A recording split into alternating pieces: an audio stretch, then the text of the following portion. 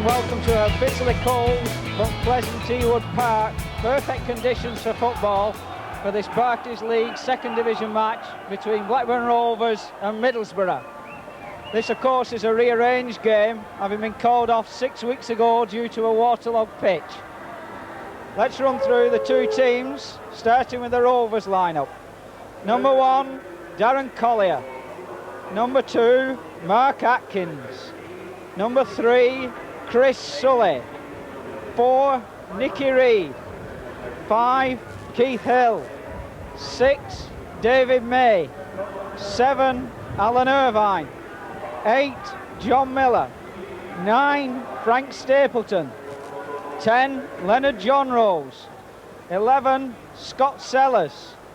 2 substitutes, 12, Ronnie Hildersley. 14, Craig Skinner. And now the Middlesbrough team. Number 1, Kevin Poole.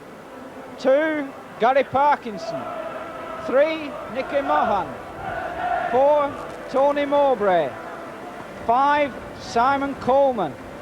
6, Trevor Putney. 7, Bernie Slavin. 8, Mark Proctor. 9, Alan Kernigan. 10, Mark Brennan. 11, Peter Davenport.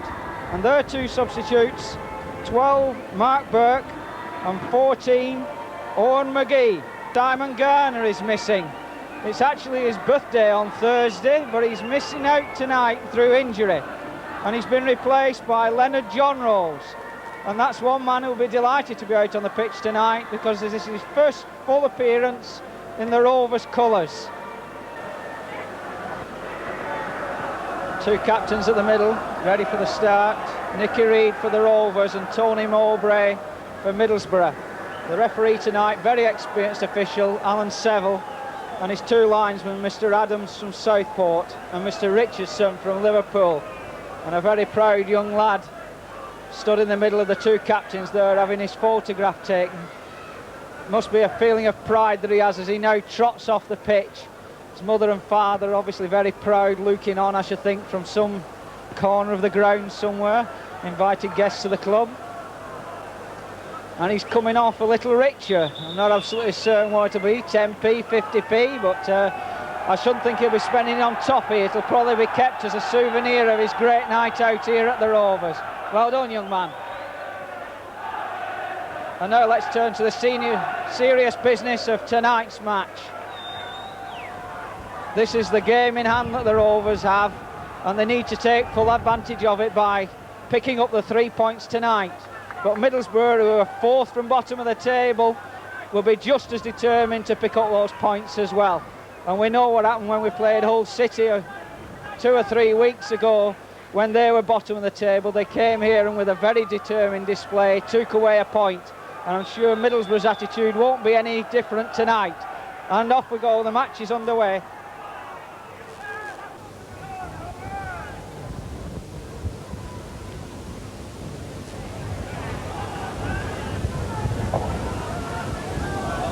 I was quite surprised when Middlesbrough were relegated last season. When they went up from the second division, they looked as though they got a very strong side, very solid both up the front at the back, and they're showing that tonight as well. It looks as though the Rovers might have a hard job on to break them down.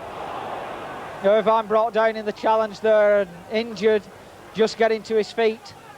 Ball forward to John Rose, who's beaten to it.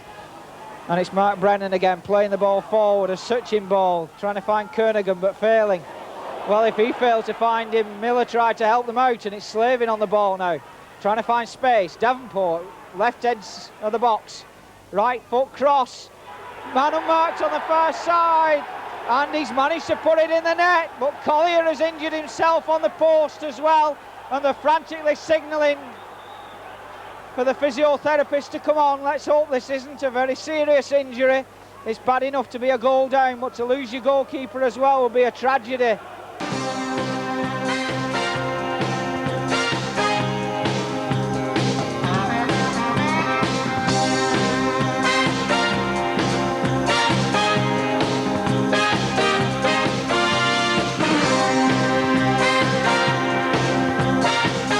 very good to see the Middlesbrough players there immediately signalling to the trainer to get on the pitch.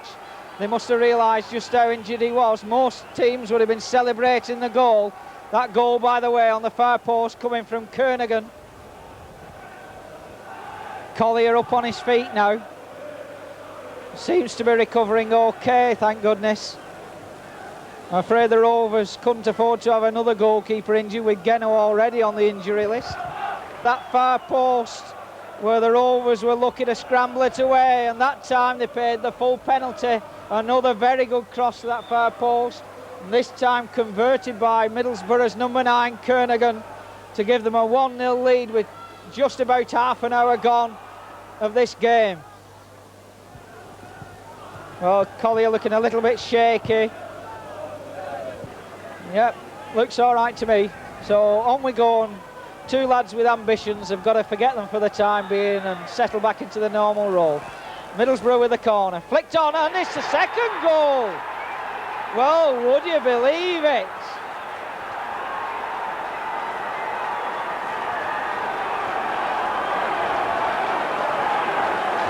And it's that man again, Kernaghan. His height has really caused trouble in that box. That ball came over and he got a very decisive header on it. It hit the underside of the bar and then dropped down over the line.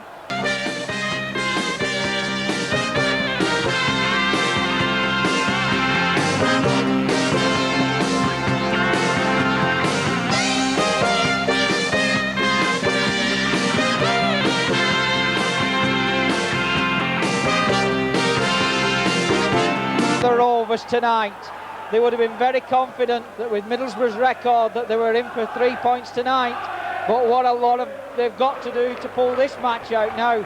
3 goals are required, and the Rovers were just starting a run with tonight's match of 4 home games out of 5, and we're looking to make progress up the table, but it doesn't look as though they're going to get off to a very good start to that run of 5 matches. Very poor start tonight, 2 goals down, not even half time yet. We're men back now, obviously determined to hold on to what they've got. John Rose under challenge by Mowbray, who clears it. Parkinson completes the clearance over May's head. Kernaghan on for his hat-trick. What a goal! That was an absolutely brilliant shot. Hat-trick for Kernaghan.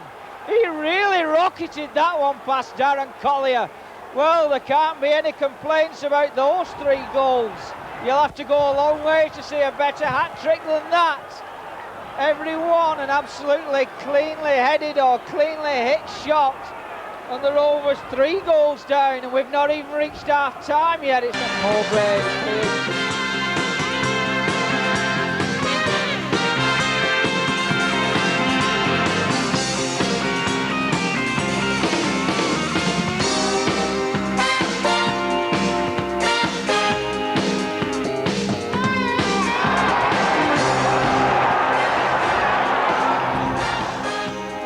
Unbelievable. Who would have thought a scoreline at this stage of 3-0 for Middlesbrough? But that was one heck of a goal. One of the best goals you'll see. He really took it on well once it had gone over David May's head and rocketed it in the back of the net. Well, Frankie Bunn scored 6 goals the other week at Oldham. Kernaghan's got 3 in the first half. Could he equal it or better it? Who knows? Very good side here tonight, looking as good as the side that went up from the 2nd Division 2 years ago. And there goes the half-time whistle. I should think the Rovers will be relieved to hear that whistle as they go in 3 goals behind to Middlesbrough, but a well-deserved 3-goal lead for Middlesbrough, with Kernaghan scoring a hat-trick.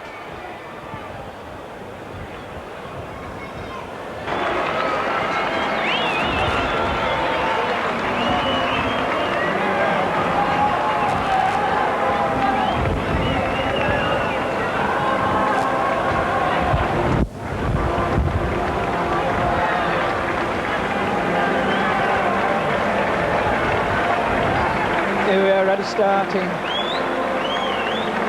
ready for the start of this second half. And I don't suppose you need any reminding that the Rovers have got a mountain to climb now to pull back this 3-goal deficit.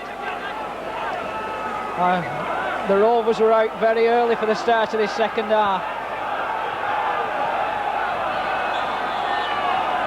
But if you were in the dressing room with Don Mackay and you were 3 goals down, wouldn't you want to get out to the dressing room as well? I should think he's really been lashing these players for the performance in the first half.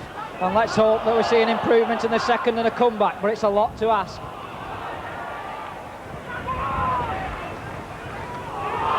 Straight away, Middlesbrough start an attack. That was Trevor Putney playing inside, trying to find Mark Brannan, and the ball cleared away. Thought John Rose might have been able to get it on his left foot then, but unfortunately he was just beaten to it by the Middlesbrough defender and the ball cleared. But Rovers are back in possession again on the right hand side. Played inside to Atkins. Out to Irvine. Stapleton inside him. Takes them on and brought down.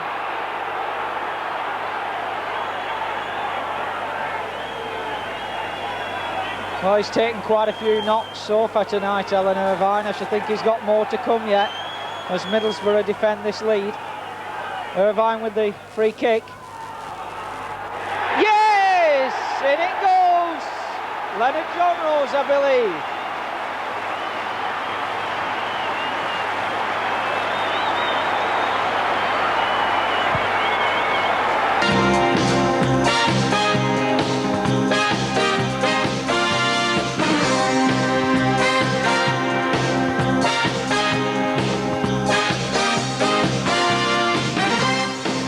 Pull one back.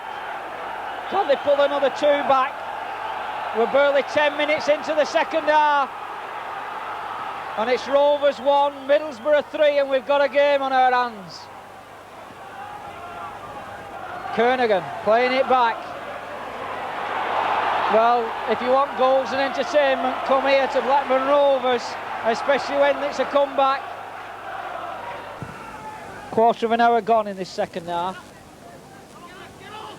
And the scoreline of Rovers 1, Middlesbrough 3, as Miller plays it inside to Nicky Reid. Atkins with him, and he plays it to him. Irvine pulls away to the right, but he pushes it forward to Stapleton. Pushes it on to Atkins, and it runs away for a corner. Well, the Rovers putting the pressure on again. Can they get any reward for it, though?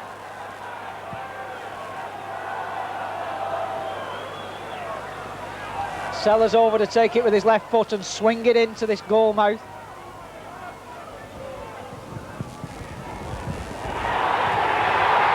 Yes, there it is! Leonard John Rose! Well, what a match we've got! A beautiful corner from Sellers, right over to the far side of the box. Mark Atkins met it, headed into the far post, and from a couple of yards out, Leonard John Rose found the mark.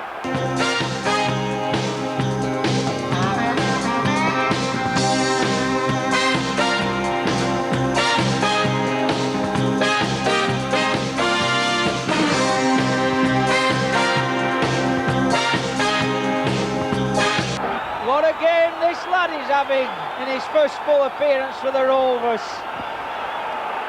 Scored as a substitute 2 weeks ago against Ipswich, and now he's really put the Rovers in with a chance in this game. It looked dead and buried at 3-0 at half-time, but anything can happen now. Rovers 2, Middlesbrough 3, and we're still going on for half an hour left of this game. Referee telling them to quicken it up, and I should think so as well. It's not a night for standing around, it's too cold. Sellers wins that ball. Can he retain possession? Yes, he can. He finds Hill, who plays it back to him. Down the line to John Rose, holds off the challenge, retains possession. Lovely back heel, takes him away from 2 defenders. A poor ball though. What a bad finish to a very promising move. Let's hope he doesn't pay the penalty. This is Bernie Slavin. 4-2. Well, what a pity for Leonard John Rose. He'd had such a very good match, and he'd beaten 2 men on this near touch line.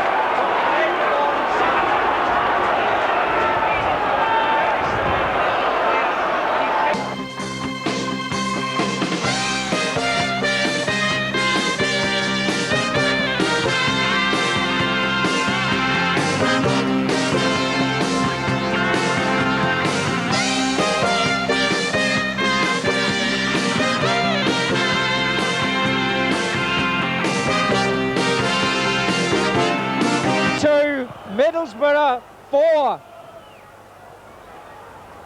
And that goal coming with 20 minutes left. Middlesbrough growing in confidence as the minutes ebb away, and they can see their first away win of the season in sight and the Rovers' first home defeat. Who would have thought before the match kicked off tonight that that was on the cards? Don't think anybody would have said that that was going to be the result, and particularly that it was going to be this kind of scoreline. As Jimmy Greaves says, football's a funny old game. Sully and Sellers over this. Sellers running away and leaving it up to Sully to put this ball into the middle. Stapleton underneath it, flicks it on. Flicked on again, chance here. Rovers scrambling in for it. Will it run for them? What a scramble, and the ball runs loose and Poole drops on it immediately. He's taken a bang there though as he dropped on that ball. There's a scramble in the goal mouth as Middlesbrough players take offence at the goalkeeper being injured in that challenge. The referee sorting it out though. It's very unusual to find him challenging for the ball in that manner and fouling somebody. He just caught him after he'd released the ball. I thought the referee could have just had a quick word and got the game underway again, but he decided the boot was needed and Scott Sellers' name has gone in it. Ball running loose. Good shot, just screams wide there from Peter Davenport. Just 1 minute of normal time left now. I can't remember any injuries at all in this second half, so I should think that's all we will have left, just 1 minute. Well, in fact, it's less than I thought. There goes the referee's whistle. The Rovers' first defeat at home. Rovers' second defeat of the season. Middlesbrough's first win away from home, and a well-deserved win. They've come and showed some very good football. They didn't look like a bottom of the table side, and Middlesbrough go up to the northeast with 3 points. Rovers 2, Middlesbrough 4.